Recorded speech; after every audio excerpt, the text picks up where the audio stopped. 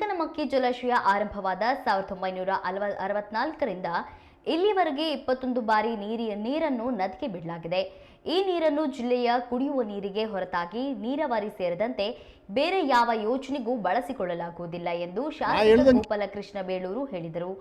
ಜಲಾಶಯ ವೀಕ್ಷಣೆಗೆ ಬಳಿಕ ಮಾತನಾಡಿದ ಅವರು, ಶರಾವತಿ ಪಂಪ್ಡ್ ಸ್ಟೋರೇಜ್ ಯೋಜನೆಗೆ ಸಂಬಂಧಿಸಿದ ಮಾಹಿತಿಯನ್ನು ನೀಡಿದರು. ಇದರಿಂದ ಪರಿಸರಕ್ಕೆ ಯಾವುದೇ ಹಾನಿ ಇಲ್ಲವೆಂದು ಹೇಳಿದರು.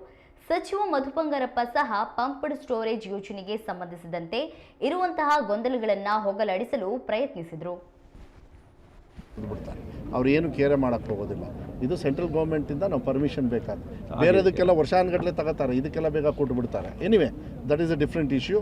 ಬಟ್ ಈಗ ಅದಕ್ಕೆ ಕೊಟ್ಟಿದ್ದಾರೆ, ಇಬ್ಬರು ಆನ್ಸರ್ ಮಾಡಬೇಕು, ಕೇಂದ್ರ ಸರ್ಕಾರ ರಾಜ್ಯ ಸರ್ಕಾರ ಇಬ್ಬರು ಕೂಡ ಯಾವುದೇ ಥರದ ಪರಿಸರ ಹಾನಿ ಆಗದೇ ಇರತಕ್ಕಂಥ ರೀತಿಯಲ್ಲಿ ನಾವು ಮಾಡ್ತೀವಿ ಅಂತೇಳಿ ಹೇಳಿದ್ದಾರೆ. ಪರಿಸರವಾದಿಗಳು ಏನು ಅವರ ಕನ್ಸರ್ನ್ ಇದೆ ಅದನ್ನು ಅವರಿಗೆ ಚರ್ಚೆ ಮಾಡಿ ಅವರಿಗೆ ಮನವರಿಕೆ ಮಾಡಿ ಮುಂದೆ ತೊಗೊಂಡು ಹೋಗ್ತಕ್ಕಂಥ ವ್ಯವಸ್ಥೆಯನ್ನು ನಾವು ಮಾಡ್ತೀವಿ ಅಂಥೇಳಿ ಅವರು KG ಜಾರ್ಜ್ ಅವರು ವಿಧಾನಸಭೆಯಲ್ಲಿ ಹೇಳಿರೋದಿಲ್ಲ. ನಾನು ಅದನ್ನು ಹೆಚ್ಚು ಹೇಳದೇ ಇರತಕ್ಕಂಥದ್ದು ಒಳ್ಳೆಯದು ಅಂತೇಳಿ ಭಾವಿಸ್ತೀನಿ.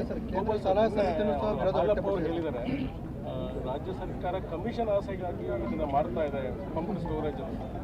ಹಂಗಾರೆ ಅಷ್ಟು ಫಾಸ್ಟಾಗಿ ಯಾಕೆ ಸೆಂಟ್ರಲ್ ಗೌರ್ಮೆಂಟ್ ಅವ್ರವ್ರು ಪಾಲ್ದಾರಿದ್ರೂ ಇದರೊಳಗೆ ಪರ್ಮಿಷನ್ ಕೊಟ್ರಲ್ಲಪ್ಪ ವೆಂಕಟೇಶ್ ಅವರೇ, ಇದನ್ನು ಸೆಂಟ್ರಲ್ ಗೌರ್ಮೆಂಟ್ ಬೇರೆದಕ್ಕೆಲ್ಲ ಇದು ಮಾಡ್ತಾರೆ. ಅದಕ್ಕೆ ಯಾರೋ ಒಬ್ರು ಹೇಳ್ತಾರೆ, ಪಾಲ್ದಾರರು ಹೇಳ್ತಾರೆ ಅಂದ್ರೆ ಅದು ಅದಕ್ಕೆ ನಾವೊಂದು ನಿಮಿಷ ಹೇಳ್ತೀನಿ. ಅದನ್ನೆಲ್ಲ ನೋಡಿ, ಹಂಗಾದ್ರೆ ಈಗ ಬಂದಂತ ಕಾಮಗಾರಿನ ಯಡಿಯೂರಪ್ಪ ಮಕ್ಕಳು ಹಾಲಪ್ಪನವರು ಅದಕ್ಕಾಗೆ ಮಾಡಿದ್ದಾರೆ. ಅವರು ಅಂದ್ರೆ ನಾನು ಹೇಳೋದು ಈ ತರ ಯೋಜನೆಗಳು ತಂದೆ ದುಡ್ಡು ಮಾಡಕ್ ಮಾಡಿದಾರೆ ಅವರು. ನಾಚಿಕೆ ಆಗ್ಬೇಕ್ರಿ.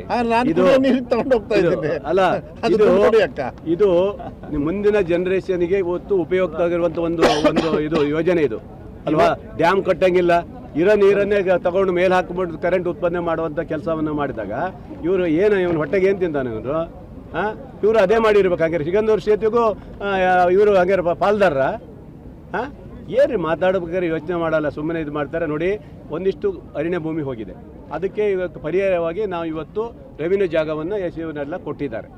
ಮನೆಗಳು 4-5 ಮನೆ ಹೋಗ್ಬೋದು, ಬಿಟ್ಟರೆ ಎಲ್ಲೂ ಹೋಗೋದಿಲ್ಲ. ಅವರಿಗೂ ಮಾತಾಡಿದ್ದೀನಿ, ಅವರಿಗೆ ಏನಾದರೂ ಉದ್ಯೋಗ ಕೊಡಬೇಕು ಅನ್ನೋದು ಸಹ ಜಾರ್ಜ್ ಸಾಹೇಬ್ರ ಹತ್ರ ಮಾತಾಡಿದ್ದೀವಿ. ಅವರಿಗೆ ಪರಿಹಾರ ಕೊಡಲಿಕ್ಕೂ ಮಾತಾಡಿದ್ವಿ, ಅವರೆಲ್ಲ ಒಪ್ಪಿಕೊಂಡಿದ್ದಾರೆ. ಸುಮ್ಮನೆ ನಾನು ಹೇಳೋದು ಒಂದು ಸರ್, ಆಯಿತು, ಈಗ ಪರಿಸರವಾದಿಗಳು ಈಗ ಎಲ್ಲ ಮಾಡಿದ್ದಾರೆ, ಅವರು ಹೋರಾಟ ಮಾಡ್ತಾರೆ, ಮಾಡೋದು ಬೇಡ ಅನ್ನೋದಲ್ಲ ಅವ್ರಿಗೆ. ಹಾಗಾದರೆ ಇವತ್ತು ಶಿವಮೊಗ್ಗದಿಂದ ಸಾಗರಕ್ಕೆ ಹೈವೇ ಬರ್ತಿದ್ದಲ್ಲ, ಎಷ್ಟು ಎಕರೆ ಹೋಗುತ್ತೆ, ಎಷ್ಟು ಎಕರೆ ಫಾರೆಸ್ಟ್ ಹೋಗುತ್ತೆ? ಅವಾಗ ಏನು ಕತ್ತೆ ಕಾಯ್ತಿದ್ರು ಇವರು? ಈಗ ಹಂಗಾರೆ ಹೈವೇ ರಸ್ತೆ ಆದ್ಬಿಟ್ರೆ ಹಂಗಾರೆ ರಾಘವೇಂದ್ರ ಚೀಲ ಹೋಗುತ್ತಾ, ದುಡ್ಡಿನ ಚೀಲ ಅನ್ಬೋದಲ್ಲ ನಾವು? ಇವರೆಲ್ಲ ಅದೇ ಮಾಡಿರ್ಬೇಕು ಬಹುಶಃ, ದುಡ್ಡಿನ ಚೀಲಕ್ಕೋಸ್ಕರ ಅಭಿವೃದ್ಧಿ ಮಾಡೋಕೆ ಹೋಗಿದ್ದಾರೆ ಅಂತ ಕಾಣ್ತೈತಿ. ಅದಲ್ಲ, ಒಂದು ಯೋಜನೆ ಇಡೀ ರಾಜ್ಯದ ಜನರು ಸೇರಬೇಕಾಗಿತ್ತು ಅಂತ ಒಂದು ಯೋಜನೆ ಮಾಡಿದ್ದಾರೆ. ಇವರೇ ಇಂಜಿನಿಯರು, ಇವರೇ ಎಲ್ಲದೂ ಮಾತಾಡ್ತಾರೆ ಬದಣ್ಣ. ಅಂದರೆ ಇದು ಹಂಗಾಗಲ್ಲಂತೆ, ಇದು ಹಿಂಗಾಗಲ್ಲಂತೆ, ಇದರಿಂದ ಉಪಯೋಗ ಆಗಲ್ಲ ಅಂತ. ಏನು ಇವ್ರು ಇಂಜಿನಿಯರ ಇವರು? ಈಗ ಸಿಗಂದೂರು ಸೇತುವೆ ಕಟ್ಟೆ